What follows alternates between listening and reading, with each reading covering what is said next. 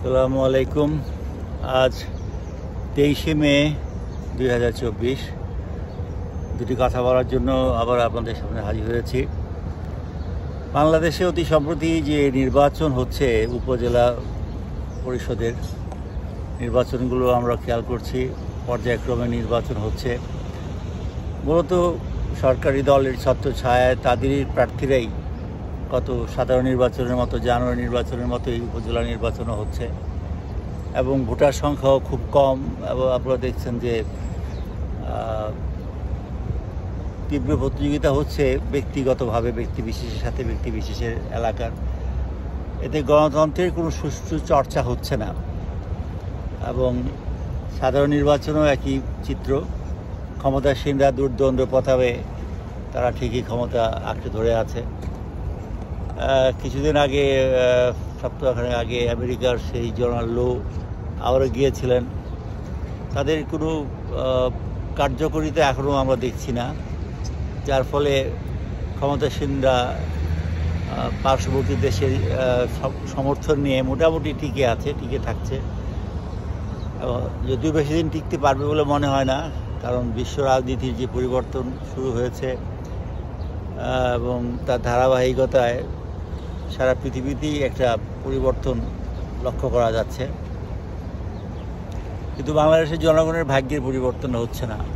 আমরা পাচ্ছি না অর্থনৈতিক সমৃদ্ধি, কিছু উন্নয়ন, অবকাঠামোগত উন্নয়ন হচ্ছে, যেটা হয়তো প্রয়োজন, কিন্তু এর চেয়ে বেশি প্রয়োজন হচ্ছে আমাদের সার্বিক অর্থনৈতিক উন্নয়ন। গরিব দুঃখী মানুষের ভাগ্যের কোনো পরিবর্তন হচ্ছে না। একটি বিশেষ শ্রেণী প্রচুর অর্থবিত্তের মালিক হচ্ছে, সমস্ত রাষ্ট্রীয় সম্পদ তারা কুক্ষিগত করছে এবং তারাই রাজনীতিতে আজকে সোচ্চার। এই অবস্থার পরিবর্তনের জন্য কোনো আন্দোলন গড়ে উঠছে না। বিএনপির নেতৃত্ব কেমন যেন ঢিলে ঢালা, তাদের মধ্যেও অনেক ধরনের অসঙ্গতি লক্ষ্য করছি। কয়েকদিন পরেই শহীদ জিয়ার শাহাদত বার্ষিকী হতে যাচ্ছে, আনুষ্ঠানিকভাবে পালন করা হবে। কিছু নব্য বিএনপির লোক তারা ইতিহাস শুনে শুনে জিয়ার রহমানের উপর আলোচনা করবে। কিছু অযোগ্য লোকও বিএনপিতে ব্যক্তিগতভাবে জেগে বসে আছে।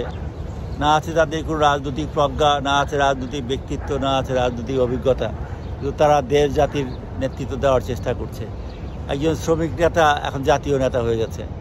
একজন সচিবের ছেলে বিদেশে পড়াশোনা করে এখন তারা ডক্টর হয়ে তারা বড় বড় পদ দখল করে আছে। কিছু লোক আছে যারা ছাত্রদল, যুবদলের সাধারণ কর্মী ছিল, তারা এখন লন্ডনের সেই আশীর্বাদে জাতীয় নেতায় পরিণত হয়েছে। এই ধরনের নেতাদের দিয়ে দেশ জাতি কতটুকু উপকৃত হবে আমি জানি না, এবং আমি কিছু কেয়ারও করি না। শুধু একটু বলতে চাই, হতভাগ্য দেশ, হতভাগ্য জাতি। সার্বিক পরিবর্তন প্রয়োজন, রাজনীতির গুণগত পরিবর্তন প্রয়োজন, জনগণের ভাগ্যের পরিবর্তন প্রয়োজন। আজকের এই দিনে আমি শুধু এইটুকু বলতে চাই, দেশবাসী জেগে উঠুন, সোচ্চার হন, গণতন্ত্রের জন্য আন্দোলন করুন, রাজনীতি গুণগতভাবে পরিবর্তন হোক, এই আমার কামনা। ধন্যবাদ। আসসালামু আলাইকুম।